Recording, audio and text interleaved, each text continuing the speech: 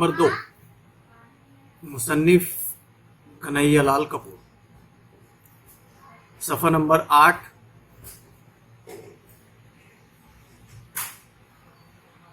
توجہ سے سنیں۔ کبھی کبھی تم میرا قافیہ تنگ کرنے کی خاطر اپنی بیوی کے لیے قیمتی ساڑی یا زیور لے آتے ہو۔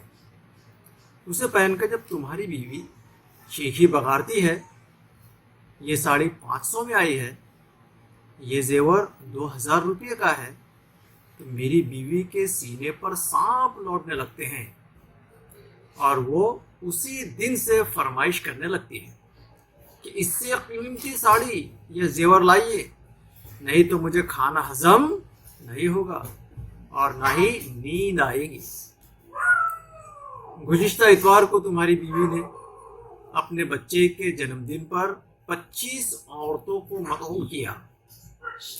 اب میری بیوی کا تقاضا ہے 2 ہفتوں کے بعد جب میں اپنے بچے کا جنم دن مناؤں گی تو کم از کم 50 عورتوں کو دعوت دوں گی، ورنہ ہمسائے کی نظر سے گر جاؤں گی۔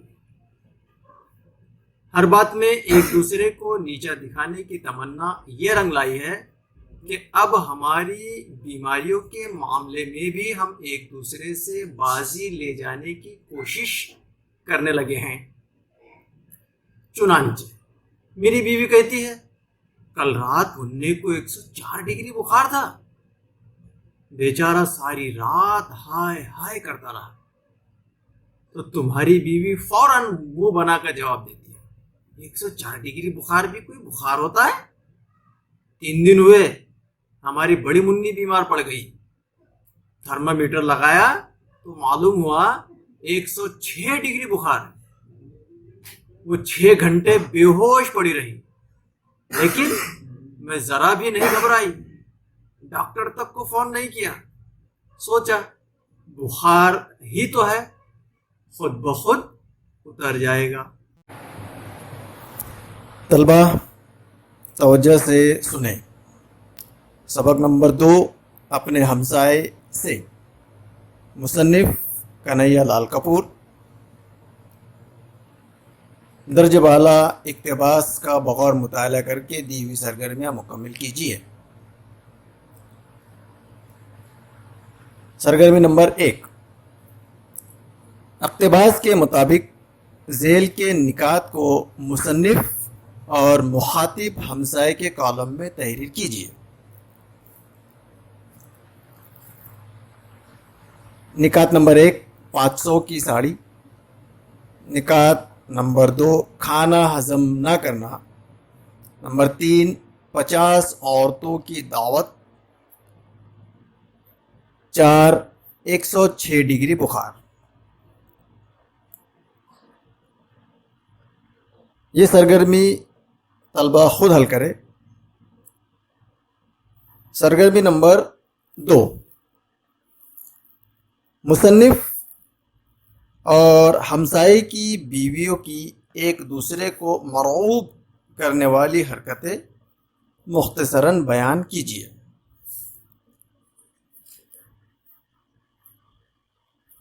اس کا جواب طلبہ اس طرح سے لکھے۔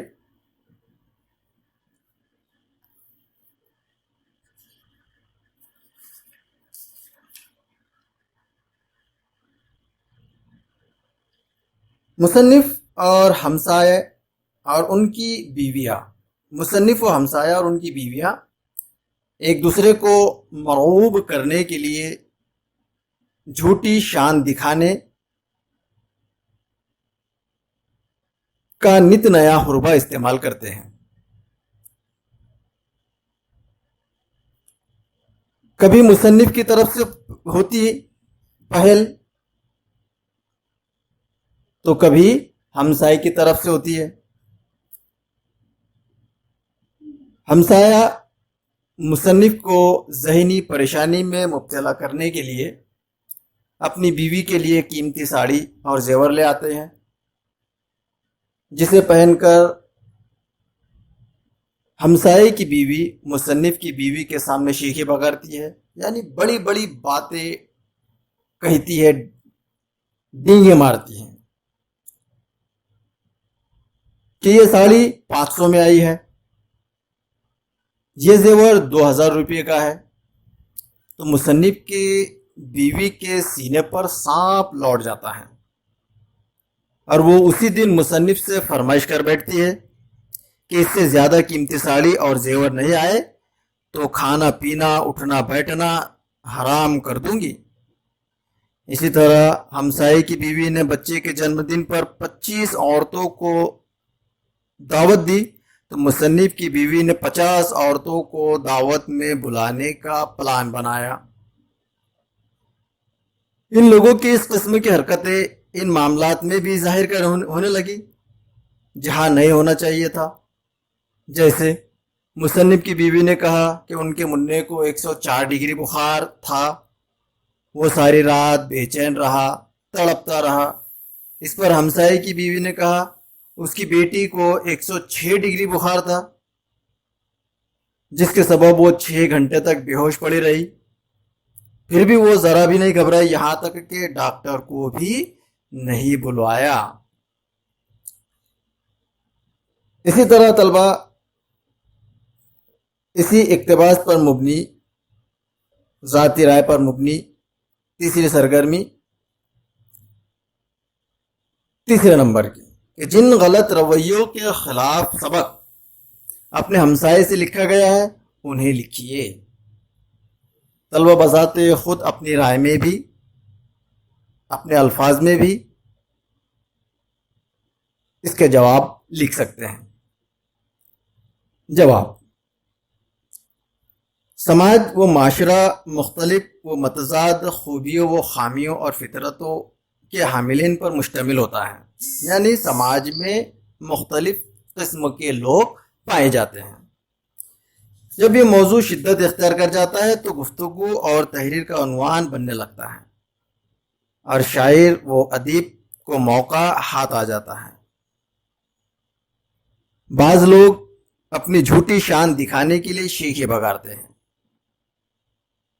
خصوصاً پڑوسی اپنے آپ کو اوروں سے بہتر ثابت کرنے کے لیے مبالغہ آرائی سے بڑی بڑی باتیں کہہ کر کام لیتے ہیں اور دھوکہ دیتے ہیں۔ یہاں پر بھی مصنف کنہیا لال کپور نے اپنے سبق اپنے ہمسائے میں اسی سماجی برائی اور مرض کو طنز کا نشانہ بنایا ہے کہ لوگ ایک دوسرے کو نیچا دکھانے کی خاطر کس طرح سے شیخی بگاڑتے ہیں، لفظ زنی سے کام لیتے ہیں، بڑی بڑی باتیں ہانکتے ہیں، بڑی بڑی باتیں بیان کرتے ہیں، مبالغہ آرائی سے کام لیتے ہیں۔ یہاں پر بھی مصنف نے سماج کی اسی برائی پر طنز کیا ہے اور طنز کا نشانہ بنایا ہے۔